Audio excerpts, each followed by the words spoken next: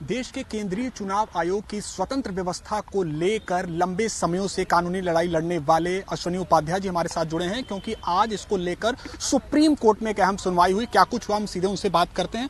अश्विनी जी, क्या कुछ आज हुआ सुप्रीम कोर्ट में? देखिए, आज सुप्रीम कोर्ट की 5 जजों की बेंच ने इस मामले पर सुनवाई किया।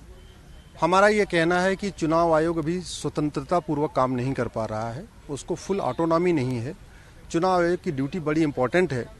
पार्षद से सांसद और राष्ट्रपति उपराष्ट्रपति का वो चुनाव कराता है, लेकिन उसके पास खुद का इंडिपेंडेंट बजट नहीं है, खुद उसके पास इंडिपेंडेंट सचिवालय नहीं है, खुद उसके पास रूल मेकिंग पावर नहीं है। इलेक्शन कमिश्नर्स के ऊपर ट्रांसफर का भय बना रहता है। इलेक्शन कमिश्नर्स का जो अपॉइंटमेंट है वो ट्रांसपेरेंट तरीके से नहीं होता है। इसलिए मैंने PIL फाइल किया और मांग किया है कि सबसे पहले इलेक्शन कमिश्नर्स का जो अपॉइंटमेंट होता है वो थ्रू कोलिजियम होना चाहिए, उसमें प्राइम मिनिस्टर हो, लीडर ऑफ अपोजिशन हो और CGI हो। दूसरा, हमने कहा है कि उनको हटाने के लिए महाभियोग आना चाहिए। ऐसा नहीं कि सरकार जब मन करे उसको हटा दे। उनके ऊपर ट्रांसफर का खतरा नहीं होना चाहिए। वो खतरा तभी हटेगा जब उनको हटाने की प्रक्रिया वही होगी जो सुप्रीम कोर्ट के जज की है। तो सुप्रीम कोर्ट को जज के हटाना है तो आप ट्रांसफर नहीं कर सकते, सरकार ट्रांसफर नहीं कर सकती, आपको लोकसभा में महाभियोग लाना पड़ेगा। ऐसे ही आप अगर चुनाव आयोग को इलेक्शन कमिश्नर्स को हटाना है तो आप महाभियोग लाके हटाइए, वैसे नहीं हटा पाएंगे। ये दूसरी हमारी मांग है। तीसरी, हमने कहा है कि उसके पास खुद का इंडिपेंडेंट बजट नहीं है। इलेक्शन कमिश्नर में चाहे वो चपरासी हो, चाहे वो क्लर्क हो, चाहे सेक्शन ऑफिसर हो, वो सारे सरकारी गवर्नमेंट एम्प्लॉय होते हैं। गवर्नमेंट जब मन करती है उनको इलेक्शन कमीशन भेज देती है, जब मन करती है वापस बुला लेती है।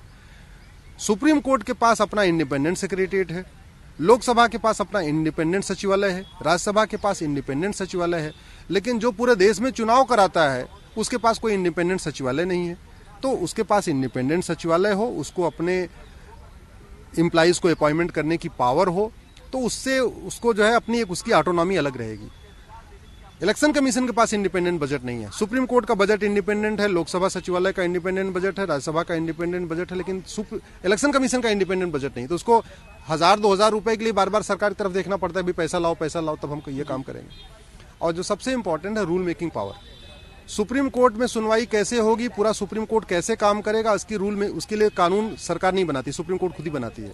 लोकसभा में कार्रवाई कैसे चलेगी उसका नियम कानून लोकसभा का सचिवालय बनाता है। राज्यसभा कैसे चलेगी उसका नियम कानून राज्यसभा के जो अपने ऑफिसर हैं वो बनाएंगे और राज्यसभा सचिवालय बनाएगा। इलेक्शन कमीशन के पास रूल मेकिंग पावर नहीं है। इसलिए उसको अगर मान लो आज लग रहा है कि भाई ये यहाँ चुनाव होना है कश्मीर में, यहाँ पे ये नियम थोड़ा अलग से बनाने की जरूरत है, तो वो बेचारा नियम कानून नहीं बना सकता। उसको फिर सरकार से रिकमेंड करना पड़ेगा। सरकार ने नहीं बनाया तो उन्हें खुद नहीं बनाया।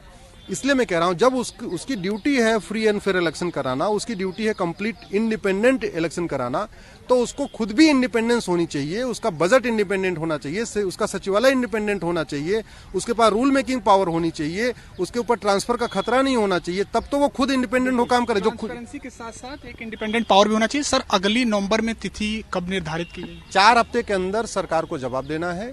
17 नवंबर को सुप्रीम कोर्ट की 5 जजों की बेंच इस पर सुनवाई करेगी और हमें आशा है कि ज़्यादा से ज़्यादा 2 दिन इस पर सुनवाई होगी, तो 17-18 नवंबर को इस पर सुनवाई कंप्लीट हो जाएगी।